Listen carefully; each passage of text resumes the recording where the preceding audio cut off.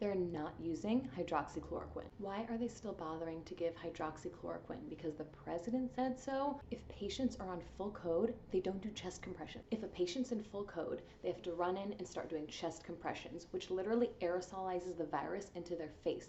How are healthcare professionals supposed to take care of the patients when they're all going to get sick? We know what's going on. We don't know what's going on. The hospital workers aren't going into the patient rooms. They're running long tubing outside of the rooms, so they're not assessing the patient. Our healthcare professionals are at constant risk of exposure. Every time they're going through those hospital doors, every time they're going into the patient room, we've got to think of creative ways to protect them. They're having people do things they can't do. All of our healthcare professionals are stepping up, and that's exactly what we need in times of crisis. We have nurses being celebrated as heroes, and they are literally killing people. Our healthcare professionals are heroes. Hi, and welcome back to the Stop and Think YouTube channel, where we pause to question our thoughts, behaviors, and actions to make sure that we are steering life and life isn't steering us.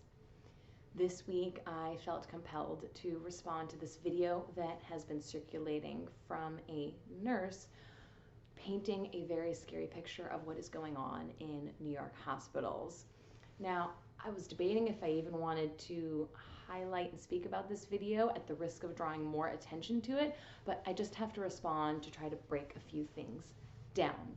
If you haven't seen the video, Sarah is a nurse who is speaking on behalf of her friend, who is also a nurse, who is in New York treating coronavirus patients. She makes it sound as though her friend traveled to New York to help in crisis, and many nurses have traveled from all over because New York has had such a need for additional staffing.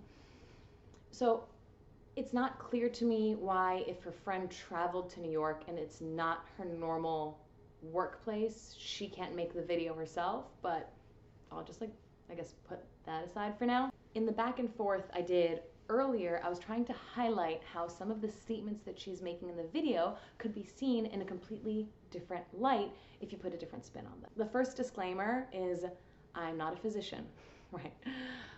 I'm not a doctor, but I wanted to share some perspective, and one of the things that I can compare her claims to are the accounts from my husband, who is also treating coronavirus patients in the ICU as we speak. This week, what I actually wanted to focus on are not so much the things that she's saying that may or may not be true, but the things that she's saying that are true, but she paints them in such a negative light that it completely decontextualizes it so that you're drawing the wrong conclusion.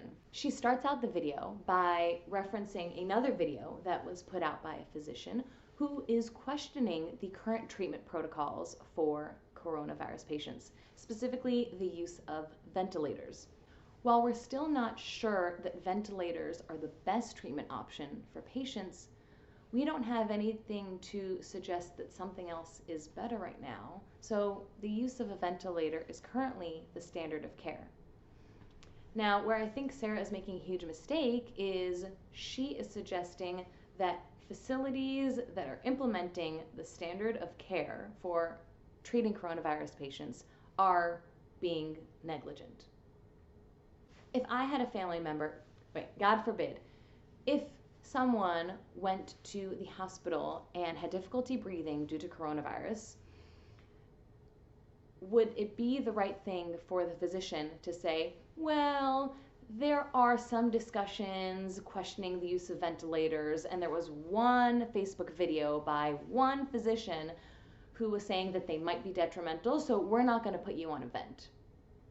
And we're going to do something else that hasn't been studied or proven. Wouldn't that be negligent? So the stop and think is to realize that just because a statement might be true, the conclusion can still be false. I also don't buy that just because this may or may not be happening at one site, it's indicative of what's going on in New York overall, and you need to sound the alarm on the whole system.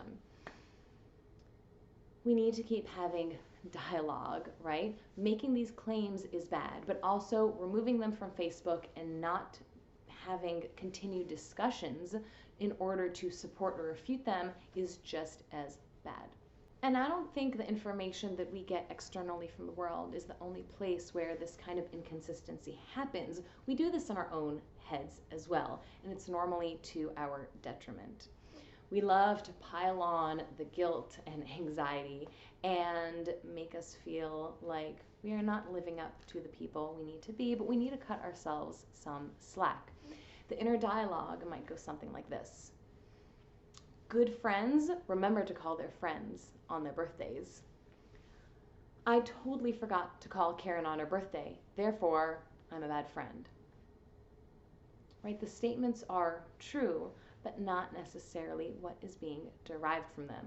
I mean, who knows, I may be a really bad friend, but not necessarily just based on that one isolated incident. So there are really two kind of stop and think takeaways that I've derived from this video put out by Sarah NP. First is that just because a statement is true doesn't mean that the conclusion is necessarily true.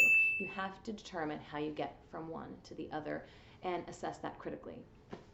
The other is she is suggesting that the whole system is broken based on one account from one friend.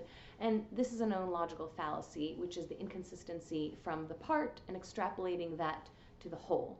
Just because something is true on an isolated incident doesn't expand to the whole. And that fits in perfectly with the example about being a bad friend, right? Sometimes we don't always do things perfectly, but that doesn't mean that we are representative of the person who exhibits those behaviors all the time. I want to hear your thoughts. Comment below with an example where a statement is true, but the conclusion is false. These examples are all over, and I want to make sure that when we are gathering information, we are drawing our own conclusions and not necessarily are steered by the conclusions that others want us to have.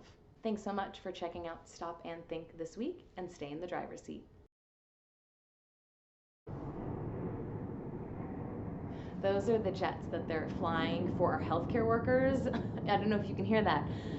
And oh, I just got goosebumps. Sarah thinks that these healthcare workers are killing people, and there was just a jet flying overhead to celebrate them.